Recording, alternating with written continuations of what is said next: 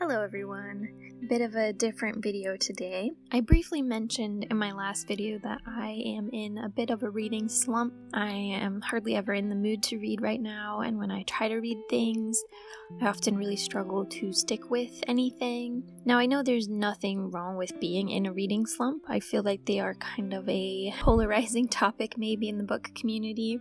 People post kind of bemoaning being in a reading slump. People post advice on how to get out of reading slumps, and then other people call those people capitalists and part of toxic productivity culture and so on. And I do think that those people have a point. I think that it's easy to get wrapped up in this fast reading culture and kind of production cycle, especially if you make content surrounding reading. But I also think that it's fine to want out of a reading slump.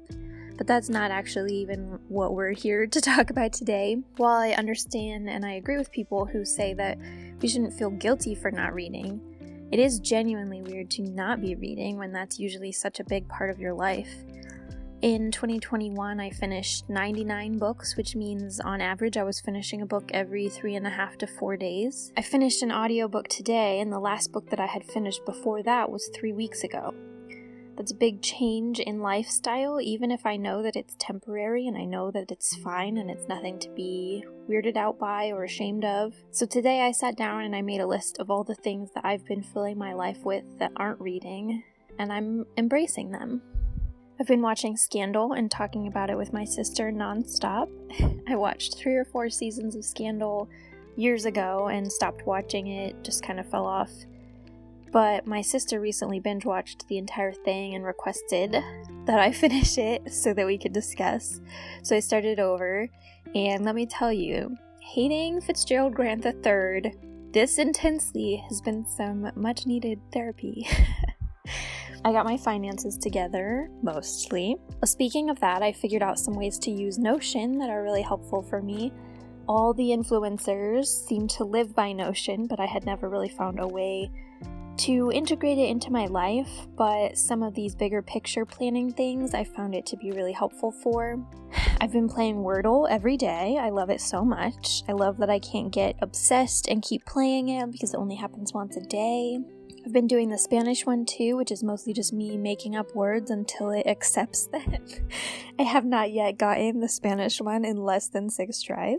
Speaking of Spanish, I've really been enjoying using the app Closemaster and the online lessons for Spanish on SpanishDict.com. I think because these are kind of pre-set up things and I don't have to think or organize anything, I can just show up to my phone or my computer and start doing them.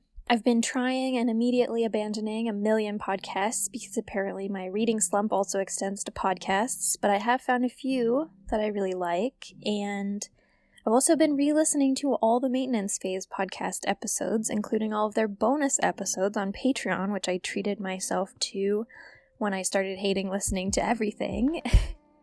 I am a rereader, but this is the only podcast I've ever re-listened to in my life, so that should tell you everything you need to know about how much I love the Maintenance Phase podcast. I've been taking naps and loving it. I've been posting YouTube videos. I uploaded 8 videos in January, which is far more than I usually would have. I've been meditating.